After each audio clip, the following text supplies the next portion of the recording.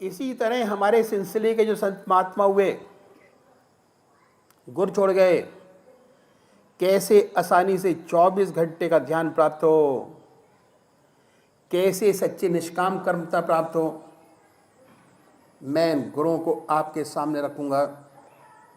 आप यदि अपने जीवन में ढालेंगे, अपनाएंगे तो आपको विशेष लाभ होगा। इन संतों ने इस सारे साधन को 3 भागों में बांटा और दिन के 24 घंटों को भी 8-8 घंटे के हिसाब से 3 भागों में बांटा। साधना का पहला स्टेप पूरा कर लेने से 8 घंटे अपने हो जाएंगे। साधना का दूसरा स्टेप पूरा कर लेने से 24 में से 16 घंटे आपके अपने हो जाएंगे। और साधना का तीसरा स्टेप पूरा कर लेने से निरंतर 24 घंटे परमात्मा का ध्यान बना होगा। और काम जैसे आज चल रहे हैं इससे अच्छे निकलेंगे। अभी मैं साधना की पहली सीढ़ी आपके सामने रखूंगा जिसमें 8 घंटे आपके अपने हो जाएंगे। पहली बात जैसे मैंने आपको बताई कि परमात्मा ने बड़ी असीम दया कृपा कर कर हमको मनुष्य योनि प्रदान की है। ये उसकी सबसे बड़ी देन है जो हमें प्राप्त है। मनुष्य योनि एक ऐसी योनि है जिसमें परमात्मा ने हमें विवेक बुद्धि दी है, सोचने की शक्ति दी है, कर्म करने का अधिकार दिया है। बाकी 84 लाख योनियां भोग योनियां हैं। बड़ी दया कृपा कर कर हमको ईश्वर ने मौका दिया और हमें इस अवसर का पूरा पूरा लाभ उठाना चाहिए। कहा है, बड़े भाग्य मानुष तन पाव, सुर दुर्लभ सद ग्रंथन गावा, साधन धाम मोक्ष कर द्वारा, पाए न चही पर लोक सवारा। ऐसी मनुष्य योनि हमें बड़ी मुश्किल से मिली है जिसके लिए देवता भी तरसते हैं, क्योंकि मनुष्य योनि एक आसान साधन का क्षेत्र, मोक्ष का दरवाजा है। इसमें परमात्मा ने हमें विवेक बुद्धि दी है, कर्म करने का अधिकार दिया है।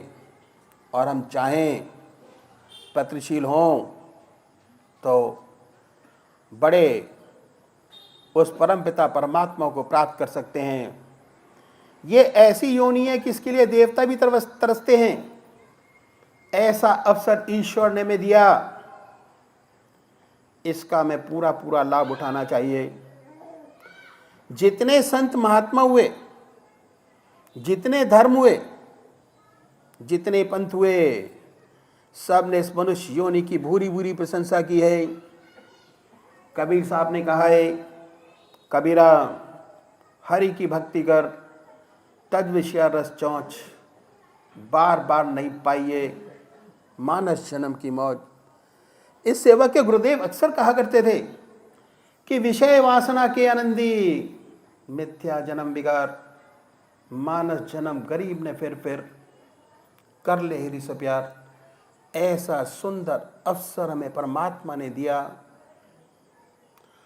हमारे महर्षियों ने बताया कि चाहे आप गृहस्थी हो या सन्यासी, किसी भी धर्म के मानने वाले हों, आपको आधा घंटा प्रातः वंद्या संध्या वंदना अवश्य करनी चाहिए और आधा घंटा सायंकाल, 2 समय निश्चित कर दिए।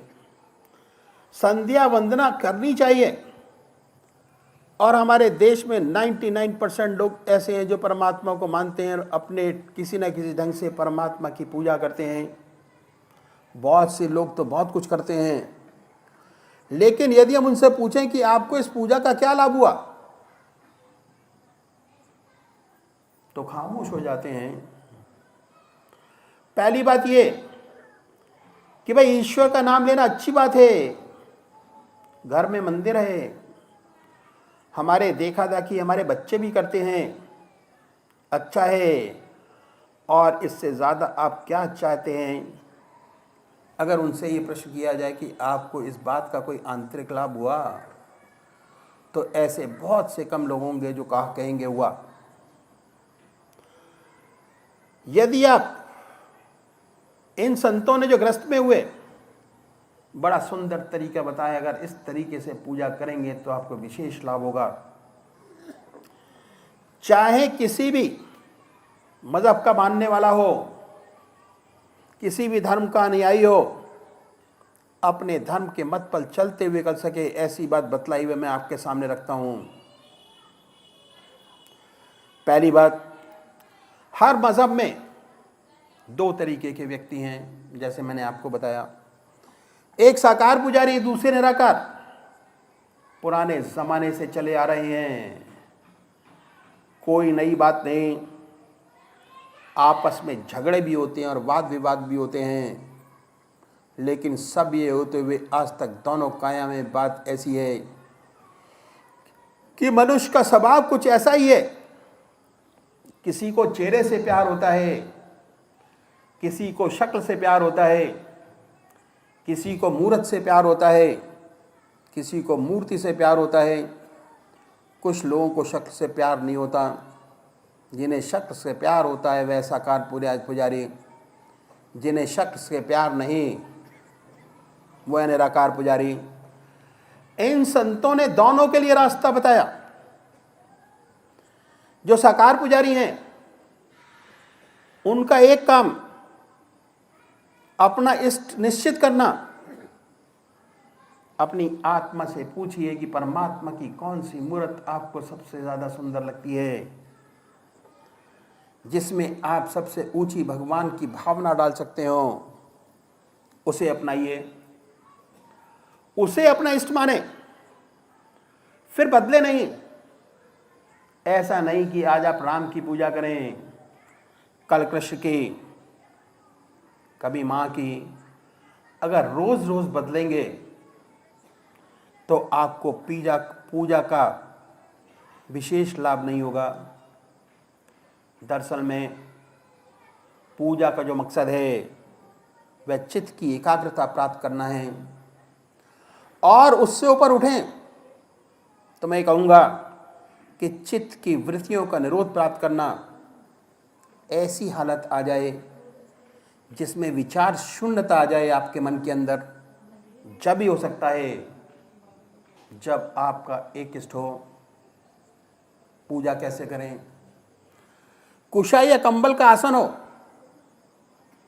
धूप बत्ती अगरबत्ती जलाइए, साफ सुथरी चादर बिछी हो, रात्रि के वस्त्र बदल कर बैठें। अगर पूजा के वस्त्र अलग रखेंगे उसका विशेष लाभ आपको मालूम होगा। अगर स्नान नहीं कर सकते तो कोई बात नहीं, मुंह हाथ धोकर बैठिए। फिर कल्पना करें कि आपका इष्ट सशरीर आपके सामने विद्यमान है। कोई भक्ति भरा भजन गाइए तो क्या होगा? आपके बहिर्मुखी विचारों की दुनिया से मन हटकर ईश्वर की तरफ लग जाएगा। और इसके बाद जब ध्यान करेंगे, बड़े प्यार से ध्यान लगेगा। ध्यान हट जाए, सांसारिक बातें दिमाग के अंदर आए, अपने मन को उन बातों से हटाइए, फिर अपने इष्ट के ध्यान में लगाइए। अपने इष्ट की मूर्त दोबारा बनाइए। मूर्त आती जाती रहेगी जब तक अभ्यास पूरा नहीं होगा, जब तक मूर्त स्थिर नहीं होगी। आएगी, दूसरा विचार आएगा, जाएगी, फिर आएगी, फिर दूसरा विचार आएगा, आएगी। पहले बाहर देखिए। जब मूर्त बाहर स्पष्ट हो जाए भगवान श्री कृष्ण के, भगवान शिव के, उस पवित्र मूर्त को अपने हृदय में उतारिए। अपने प्यार से बैठाएं, इतने प्यार से कि ना कोई विचार रहे ना ख्याल। उसी में तल्लीन हो जाइए, उसी में खो जाइए। फिर ना कोई विचार रहेगा ना ख्याल। जब चेतन अवस्था में लौटेंगे तो उसी के ध्यान में लौटेंगे, और उस टाइम आपको बहुत सुंदर अनुभूति होगी। आपका हृदय मस्तिष्क अनुपम आनंद से भर गया। जितना मस्तिष्क पर भार था वो हल्का हो गया। यह है पूजा का तरीका जैसे संत महात्मा ने बताया साकार पुजारियों के लिए, यदि ऐसे पूजा करेंगे विशेष लाभ होगा।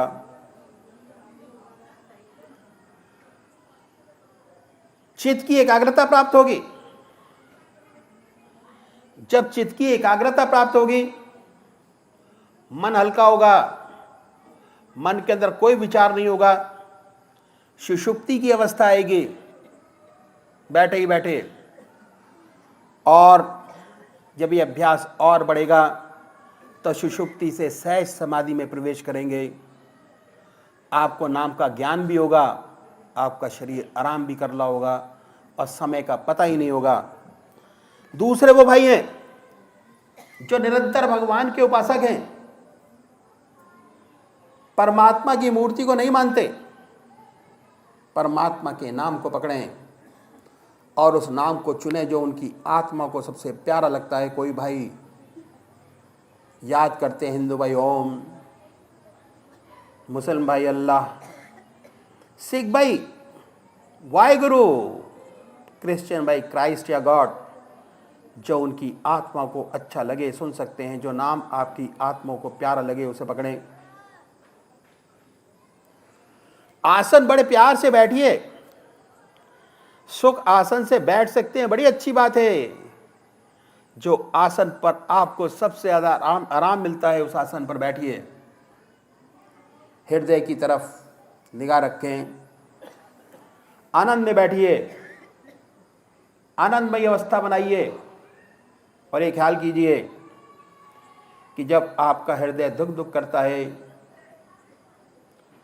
उस दिल की धड़कन से ओम नाम निकल रहा है, या जो नाम आपने चुना है वो निकल रहा है। जवान नहीं कह रहे। शुरू शुरू में दिक्कत होती है, तब आप मानसिक जाप कर सकते हैं। ओम, बड़े प्यार से ओम वाइब्रेट कीजिए। ओम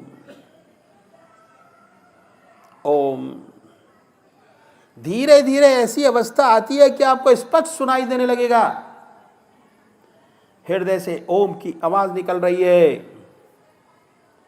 ऐसी हालत पैदा होती है कि ना कोई दूसरा ख्याल रहता ना विचार, ऐसे तल्लीन हो जाते हैं उसमें, अपना होश नहीं रहता, अपने आप से गायब हो जाते हैं। विचार शून्य अवस्था, जैसे विचार शून्य अवस्था आई वैसे ही आप अपने आप से गायब हो गए, चाहे कितने जागे क्यों ना हो। उसके बाद जब चेतन अवस्था में आते हैं तो वही नाम सुनते होते हैं, हमें एहसास होता है बड़े आनंद का कि हमारा मस्तक अनुपम आनंद से भर गया, बहुत शांति मिली। इन संतों ने ये पूजा का तरीका बताया कि हम ऐसे पूजा करेंगे तो विशेष लाभ होगा। चित्त की एकाग्रता प्राप्त होगी, धीरे धीरे सुषुप्ति की अवस्था में जाएंगे, उसके बाद सहज समाधि में प्रवेश करेंगे। धीरे धीरे आत्मा और परमात्मा का अनुभव होने लगेगा और एक दिन ऐसा होगा कि हम उससे एकाकार हो जाएंगे, ज्योति से ज्योति मिल जाएगी। इन संतों ने इस बात का विशेष ध्यान रखा कि हम लोग बहुत व्यस्त हैं, गृहस्थी हैं, घर का कार्यभार भी संभालना है, कि हमारे काम का समय न लिया जाए। पहली सीढ़ी का दूसरा सब स्टेप, हर मनुष्य भोजन करता है और भोजन करने में आधा घंटा दोपहर को और आधा घंटा रात्रि को लगाता है। ये समय ऐसा है कि दुनिया के कोई भी व्यवहार का काम आप नहीं कर रहे। इस भोजन के तरीके में परिवर्तन लाना होगा और वास्तव में हमारा तरीका यही था जो मैं आपके सामने रखूंगा। वेस्टर्न कल्चर की हमारे ऊपर छाप पड़ी और हमारा स्टैंडर्ड 2.5 फुट ऊंचा हो गया। पहले जमीन पर बैठकर भोजन करते थे, रसोई के अंदर बैठ के। अगर आपने अपने बुजुर्गों को देखा होगा बड़े प्यार से बैठते, भोजन सामने आता, बड़े प्यार से भोग लगाते अपने इष्ट देव का, बड़े प्यार से भोजन करते। अब वेस्टर्न कल्चर है, हमारा स्टैंडर्ड 2.5 फुट ऊंचा हो गया। पहले ज़मीन पर बैठकर भोजन करते थे, अब मेज कुर्सी पर बैठकर भोजन करते हैं। कोई नुकसान नहीं, कोई हर्ज नहीं। हर्ज क्या है कि जितने दुनियावी वार्तालाप हैं वो हम खाने की मेज पर बैठकर करते हैं, क्योंकि हमने अपने आप को वेस्टर्नाइज कर लिया, पश्चिम सभ्यता को अपना लिया। इस तरीके में तब्दीली लानी होगी यदि आप आध्यात्मिक जिंदगी चाहते हैं। वह परिवर्तन क्या है कि जैसे ही भोजन मेज पर आपके सामने आ जाए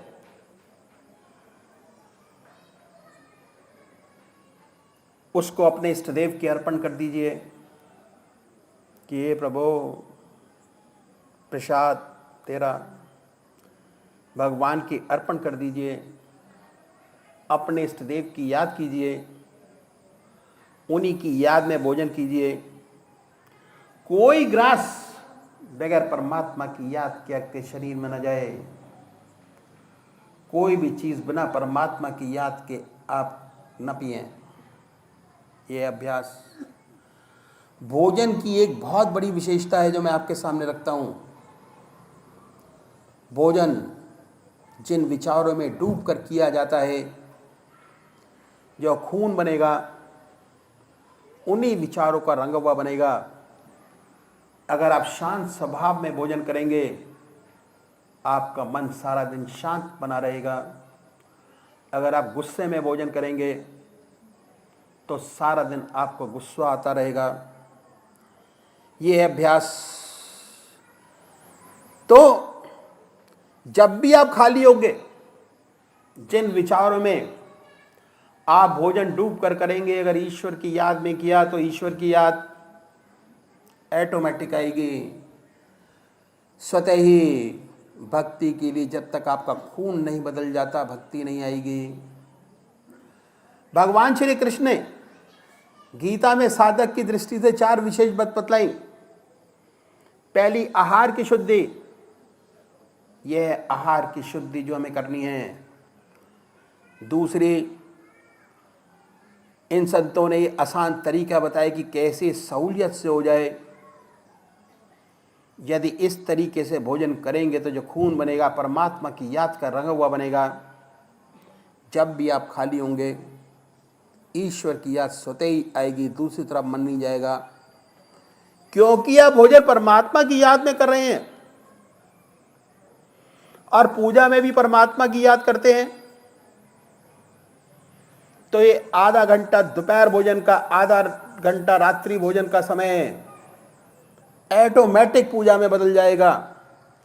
अगर 15 दिन आपने प्रैक्टिस कर ली तो 16वें दिन आपको याद करना ही नहीं पड़ेगा। जैसे ही भोजन आपके सामने आएगा, आपका मन सिग्नल देगा कि ये काम करना बहुत ज़रूरी है। और जैसे जैसे अभ्यास में बढ़ते चले जाएंगे, आधा घंटा दोपहर भोजन कर, आधा घंटा रात्रि का भोजन ऑटोमेटिक परमात्मा में बदलता चला जाएगा।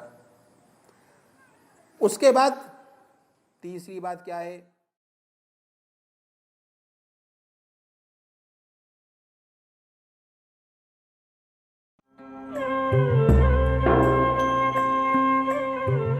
ध्यान योग के कार्यक्रम आनंद योग से निशुल्क जुड़ने के लिए संपर्क करें 9810239677।